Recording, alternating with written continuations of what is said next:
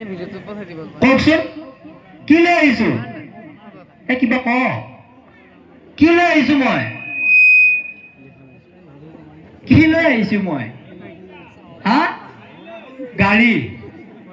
কেনেকুৱা গাড়ী বাইক নে চাৰিচকীয়া গোটাই বাইক বুলি কৈছে দেখিলেও বুজি পাই নহয়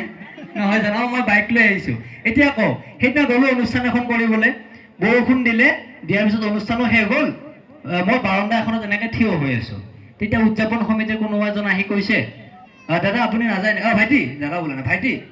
তুমি যোৱাই নে মই যাওঁ কি লৈ আহিছা মই কৈছোঁ গাড়ী লৈ আহিছোঁ ঠিক আছে যাবা এনেকৈ ক'লে আকৌ এজন আহিছে অলপ পিছত আহি কৈছে ভাইটি তুমি যোৱা নাই মই যাওঁ আৰু কি লৈ আহিছা গাড়ী লৈ আহিছোঁ ঠিক আছে যাবা তেতিয়াহ'লে আকৌ ৰখি আছোঁ বহুত পিছত আৰু এজন আহিছে এইবাৰ অলপ জোৰত আহিছে আহি কৈছে ভাইটি তুমি যোৱাই নাই কি লৈ আহিছা তুমি মই জানো মই গাড়ী লৈ আহিছোঁ তেতিয়াহ'লে যোৱা নাই কিয় এই বৰষুণত কেনেকৈ যাম তুমি বোলে আকৌ গাড়ী লৈ আহিছা মই কৈছোঁ নহয় গাড়ী মানে বাইক অলপ লাজু লাগিছে তেতিয়া মই কি কৈছোঁ জানানে তেখেতক আমাক পুৰা দৰঙীয়াতে কৈ দিছোঁ আমাক লাগি বাইকে গাড়ী ফ'ৰ্থ গ্ৰেড হ'লেও হ'ব লাগে এটা চৰকাৰী চাকৰি শনিবেৰীয়া বজাৰত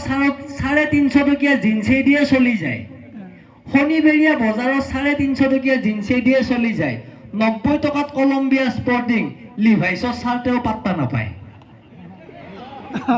বহুতে আকৌ ভাবছি ইমান কম টকাতো কাপোৰ পায় DSLR জানো নহয় DSLR উঠা ফটো মোৰ এখনো নাই